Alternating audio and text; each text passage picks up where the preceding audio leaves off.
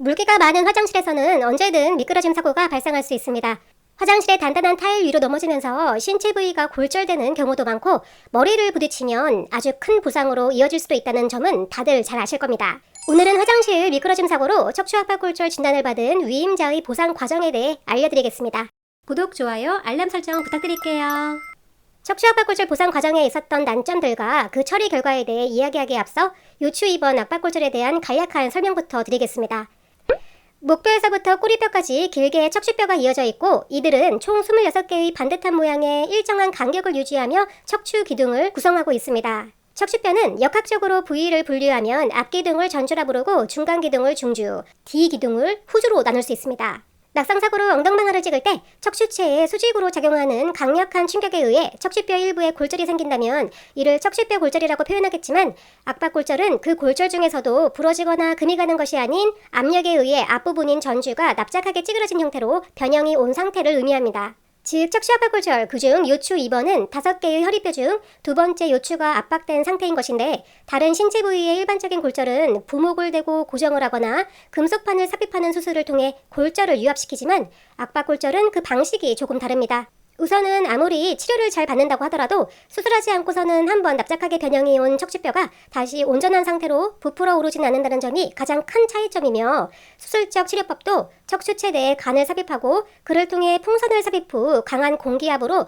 주저앉은 척추뼈를 원상 회복시킨 다음 골 시멘트를 주입하는 방법으로 진행된다는 차이가 있습니다. 척추 압박골절 시 허리 부위에 심한 통증을 유발하고 수상을 입은 요추 2번 척추뼈는 시간이 지나며 조금씩 더 주저앉게 되며 허리가 뒤로 굽는 후만증으로 이어지기도 합니다. 척추 부위 압박골절로 인해 다리가 저리거나 말을 듣지 않는 마비 증세가 있거나 배변 및 배뇨곤란 등의 신경학적 증상을 동반하는 경우가 흔한 것은 아니지만 정도가 심한 방출성 골절 등의 일부 케이스에서 나타나는 경우도 있습니다. 자택 내 화장실에서 미끄러져 넘어지며 부상을 입은 위임자분께선 요추 2번에 한하여 압박골절이 발생하였습니다. 2개 이상의 척추뼈에서 주저앉으면 그만큼 후유증의 우려도 커지는데 다행히도 주저앉은 정도, 즉 압박률도 심한 정도가 아니어서 침상 안정과 보조기 착용의 보존적 치료법으로 퇴원 후 일상생활에 복귀가 가능했습니다. 이번 사고가 상가의 관리 소홀로 인한 것이었다면 배상책임보험을 통해 요추 2번 압박골절 손해를 보상받을 수 있었겠지만 자택 내에서 본인의 부주의로 일어난 사고이므로 오직 사고 이전에 가입해둔 개인보험에 의존할 수밖에 없는 상황이었습니다. 2주간 입원 치료에 꾸준히 통원치료에 소요되는 병원비는 실손 의료비 특약으로 보상받고 이외에도 골절 진단비나 입원 일당 등 쉽게 발급받을 수 있는 병원 서류만 제출하면 어렵지 않게 지급되지만 척추 압박골 시 그보다 깊게 검토해야 하는 특약이 있습니다. 바로 상해 후유장애 특약입니다.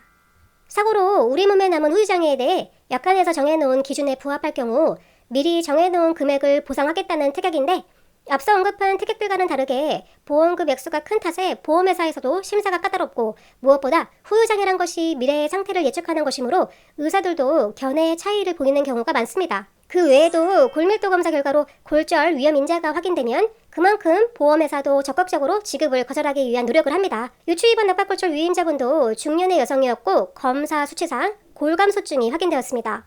이후 보험사의 척추 압박골절 보상 심사가 이행되었고 더 까다롭고 분쟁도 길게 이어졌습니다. 그러한 이유는 제가 작성한 손해사정서상 평가된 위임자분의 척추 변형각도 범위와 사고 기여도 사안이 보험회사 자신들이 시행한 의료자문 결과의 내용과 많은 부분 차이가 발생하였고 이러한 내용들은 환자분의 척추 압박골절 후유장애 보험금에 막대한 영향을 미치기에 규정에 따른 분쟁은 항상 피할 수 없는 실무적 스트레스에 해당하며 위임자분을 위해서 공정한 손해사정 및 보험금 보상이 이루어져야 하기에 그동안 쌓아온 노하우로 공정하고 명확한 보험금이 지급될 수 있었습니다. 간단한 과정은 아니었고 보험회사에서는 위임자의 척추 압박골절 후유장애 판단을 위해 제3의 의료기관의 자문을 받아보길 원했는데 이 부분은 상황에 맞는 대응을 하는 것이 아주 중요합니다. 피보험자의 입장에서는 동의를 하지 않으면 보험금 지급 심사가 중단되고 그렇다고 동의서를 작성하자니 불리한 자료만 남기는 꼴이 될까 우려스러울 수도 있습니다. 이럴 땐 보험회사 반대편에서 피보험자의 권익을 보호하기 위해